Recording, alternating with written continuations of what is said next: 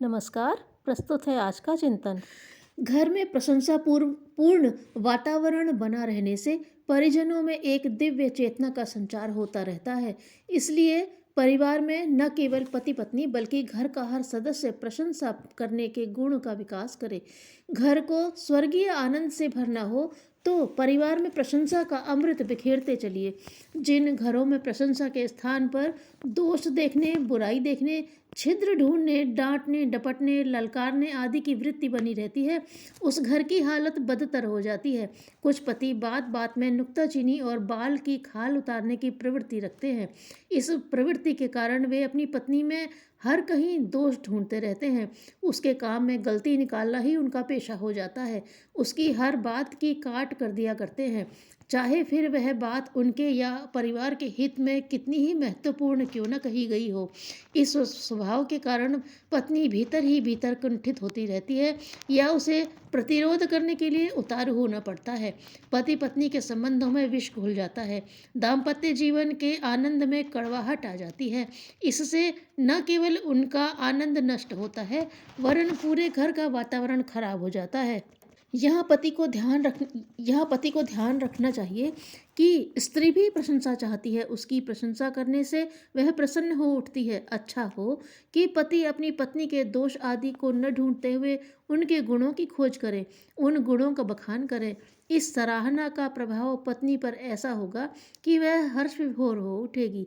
सच्चा कुशल पति तो वही है जो अवसरानुकूल पत्नी की प्रशंसा करने के लिए तैयार रहता हो।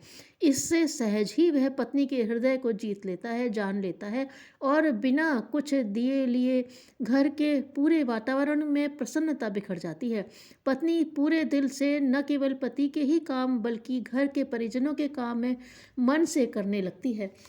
पति का दृष्टिकोण पत्नी के खान पान, पहनावे, रुचि, मनोरंजन आदि के प्रति यदि निंदात्मक व व्यंग्यात्मक बना रहता है तो पत्नी का हृदय टूटता रहता है। टूटे हृदय से वह कितना प्यार घर में बिखेर सकती है, इसका अनुमान लगाया जा सकता है। यदि पत्नी अपने खान पान, पहनावे, मनोरंजन आदि के संबंध में पति से कुछ सुझाव मांगती है तो उसे उचित सलाह देने में क्या बिगड़ता है। उस सलाह में प्रशंसा का पुट बना रहे तो पत्नी का स्नेह बढ़ता है। कभी कभी पत्नी के खान पान आदि के संबंध में थोड़ी सी बुराई कर देने पर पत्नी के मन को बड़ा आघात लगता है। इस प्रकार घर में प्रशंसा का अभाव बना रहने से परिजनों की प्रसन्नता समाप्त हो जाती है, उनके भीतर कुंठाएं उत्पन्न हो जाती हैं। प्रशंसा रहित वातावरण में घर के परिजनों के बीच सहयोग का सूत्र टूट जाता है, क्योंकि सहयोग की भावना का पोषण तो प्रशंसा के जल से होता है। जहाँ परस्पर की प्रशंसा नहीं वहाँ सहयोग कैसा। यदि घर में बच्चों, जवानों और बूढ़ों से सहयोग प्राप्त करना है तो अवसरों के अनुकूल उनकी प्रशंसा खुले दिल से करते रहिए। उस प्रशंसा के प्रभाव से परिजन भी आपके साथ प्रशंसापूर्ण व्यवहार करेंगे, क्योंकि प्रेम के बदले प्रेम, प्रशंसा के बदले प्रशंसा और निंदा के बदले निंदा ही मिलती है। यदि सहयोग चाहते हो तो घर में प्रशंसा का सिक्का चलाइए। इस सिक्के से सहयोग खरीदा जा सकता है और प्रशंसा तो मिलेगी ही। घर में प्रशंसा के स्थान पर निंदात्मक व्यवहार होने से न केवल पति पत्नी के बीच बल्कि घर के अन्य परिजनों के बीच घृणा और ईर्ष्या पनपती रहती है। घृणा और ईर्ष्यापूर्ण परिस्थितियों के बीच पति पत्नी कटुता से ग्रस्त हो जाते हैं। फिर क्या वे परिवार की प्रगति के संबंध में उचित प्रयत्न कर सकेंगे? क्या अन्य परिजन भी प्रगति की बात सोच सकेंगे? क्या बच्चे सुचारू शिक्षण प्राप्त कर सकेंगे? क्योंकि चारों ओर जहाँ दोष ही ढूंढे जाते हो वहाँ दोषों की ही प्रगति होगी।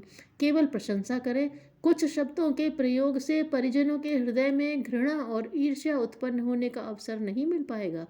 वहाँ तो प्रेम की रसधार बहने लगेगी जिसमें सारा परिवार एक दूसरे को नहलाएगा। घरों में यदि बहू का स्वभाव भी निंदात्मक व दोष ढूंढने वाला बन जाता है तो उसकी प्रतिक्रिया होती है और घर की दूसरी महिलाएं उस नव आगंतुका के विरुद्ध हो जाती हैं। ऐसे ही कारणों से परिवार में बहुओं को दबा रहना पड़ता है और संघर्ष करना पड़ता है। पत्नी इस दुर्गुण के कारण अपने पति तथा परिजनों के प्यार को कभी नहीं प्राप्त कर पाती। इस प्रकार वह घर में अकेलेपन लिए हुए घुटनकारी जिंदगी व्यतीत करती है। स्वयं भी अशांत व घर में भी तनावपूर्ण परिस्थिति बनी रहती है। इसमें केवल हानि ही हानि है।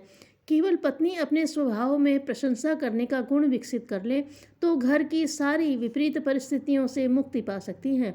इस प्रशंसा के प्रयोग में एक बात का ध्यान रखा जाना चाहिए कि प्रशंसा उतनी ही की जानी चाहिए जितनी कि व्यक्ति ने अपने काम या व्यवहार के द्वारा अर्जित की है। यदि उसकी आवश्यकता से अधिक प्रशंसा की गई तो इसका उल्टा परिणाम होगा कि उसमें आलस्य और अकर्मण्यता पनपने लगेगी। अति प्रशंसा व्यक्ति को अपने काम से हटाकर झूठे अहंकार के आसन पर बैठा देती है। यही नहीं, अति प्रशंसा में कृत्रिमता का पुट आ जाने से वह चाटुकारिता कहलाती है। इसलिए अति प्रशंसा से बचा जाना चाहिए तथा प्रशंसा अवसर के अनुकूल की जानी चाहिए। चाहे जब प्रशंसा कर देने से भी प्रशंसा का महत्व घट जाता है, उसका महत्व घटने से वह उमंग और उत्साह नहीं दे पाती।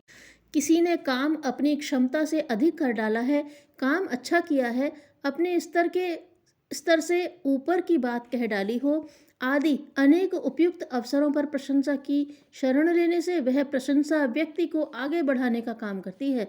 फिर भी प्रशंसा अपने आप में बड़ा गुण है। इससे परिवार में बाहरी परिवर्तन ही नहीं होता है अपितु परिजनों के मन के मैल भी धुलते रहते हैं, जिससे मन निर्मल बने रहने की परिस्थिति बन जाती है। कहना चाहिए, घर का वातावरण एवं परिजनों के हृदय के आंगन दोनों इस प्रशंसा की बुहारी से साफ होते रहते हैं। इसलिए इसका प्रयोग करते रहना परिवार के हित में ही है। नवनिर्माण का अर्थ मानव जीवन के उद्देश्य हैं। आदर्श एवं स्तर में उत्कृष्टता का समावेश। धन्यवाद।